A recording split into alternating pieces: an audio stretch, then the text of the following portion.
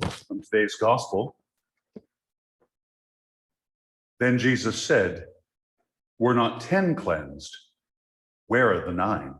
In the name of the Father, and of the Son, and of the Holy Spirit." Please be seated.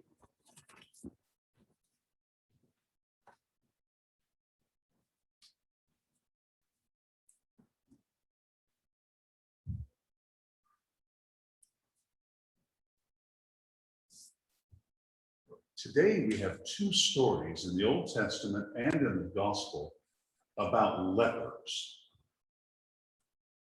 As is so frequently the case, we have stories that Jesus either tells or is a leading character in that really don't resonate with us in our lives. Unless you've been in a leper colony or in a country where that's a reality, where it still is, of course, in some, leprosy is not something that we come into contact with, thank God. So let's put it in terms that might make sense for us today. What might the modern equivalent of leprosy be? Well, in our lifetime, it's been a lot of things. And I think we've lived through and experienced something really quite close to it over the past few years. And it seems like a long time ago now, but just turn your clock back mentally to a couple of years ago when you would step out on the street and see someone without a mask on and not know what that meant for your health. We didn't know how this mysterious disease was spread. We didn't know what it was going to do to us. All we knew was that we didn't want to get whatever it was, and we didn't want to have it happen to us, whatever it was going to do. I think that's close to the fear and the distance that people wanted to put, that they had and wanted to put between them and the lepers. Not quite, but it gives us a glimpse into what that reality was. And so there was Jesus walking down between Galilee and Samaria. Now, let's assume for a second your first century geography is about as good as mine. Samaria is a section of what used to be the big kingdom of Israel and Judah.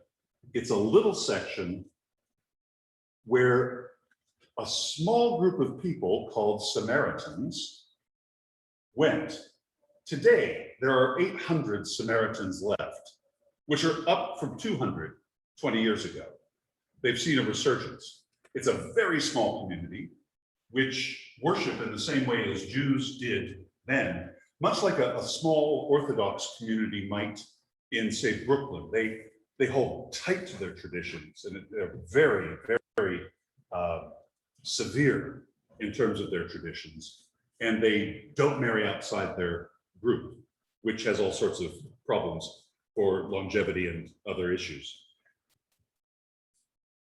What was the difference between the Samaritans and the Jews? Well, it wasn't the God they believed in, and it wasn't even how they worshiped. It was the idea that the Samaritans put their temple on one mountain and the real Jews put it on another.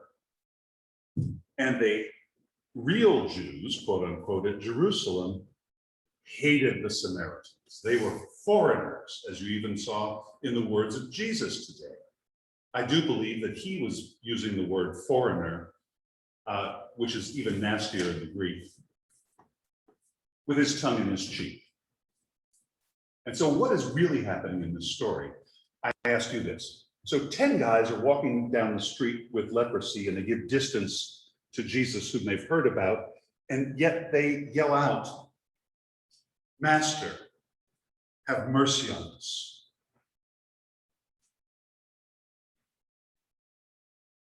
What did they really ask for? Well, Jesus knew.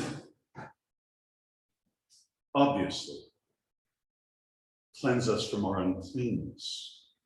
But did it really mean the leprosy? Let's hold that for a second. What happened? He said, go.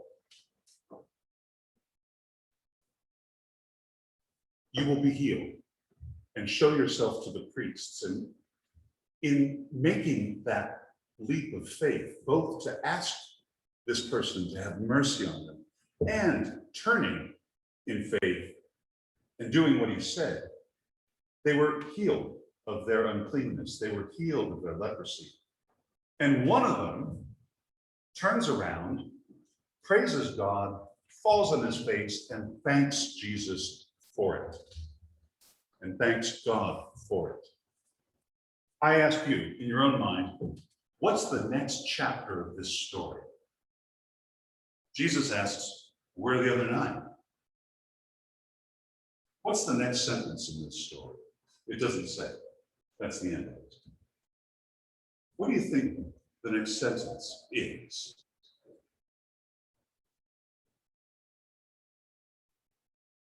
Was Jesus continuing to talk about the 9? I've talked about this during the week with a couple of people, and there was a universal response, which was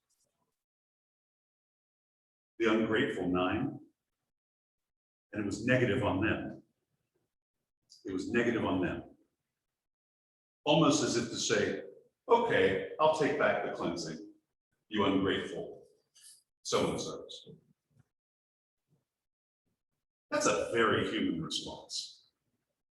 It's a very human response. I don't think that's what the next sentence said. Notice here, Jesus is giving thanks for the one giving thanks. And he's simply questioning, where are the others? In our lives, it is so easy not to give thanks. It is so easy to focus on what we don't have rather than what we have.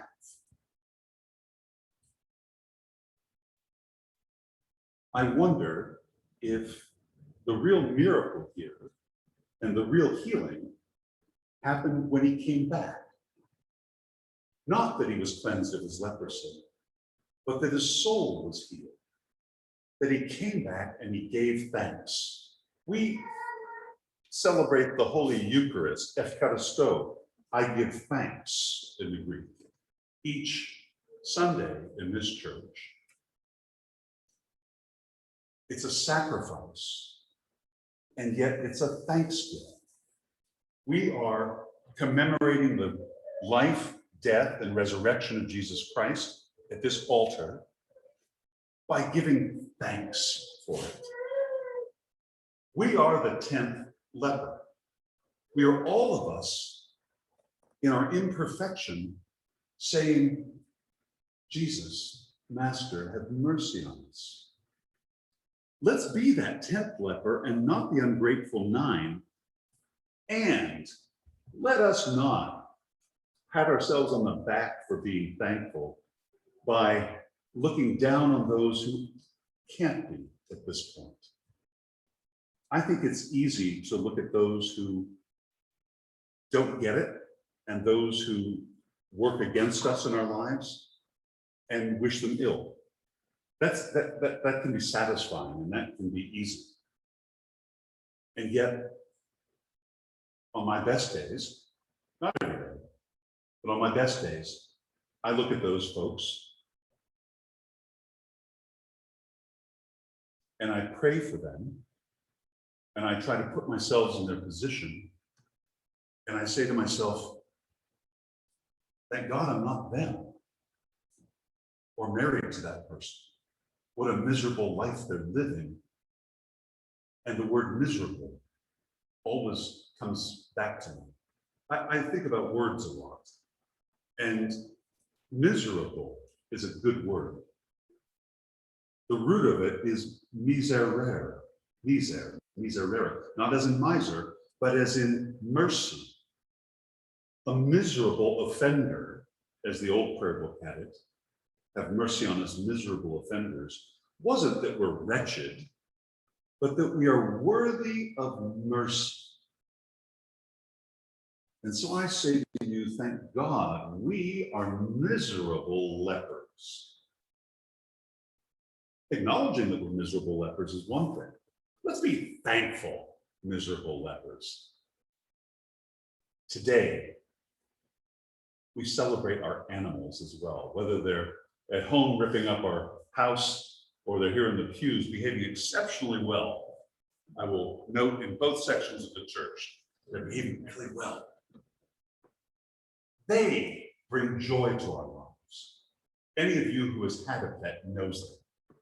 When you're at your worst and at your lowest, they know it, they smell it, they sense it. And there's nothing like a dog or a cat.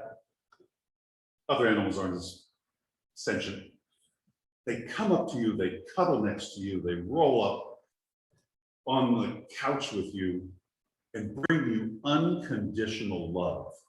And so I love this Sunday because I think that's one of the greatest expressions in all creation of the love which God shows us and the mercy that he shows us miserable lepers in this life is through these animals. May God bless us and may he bless them. In the name of the Father and of the Son and of the Holy Spirit.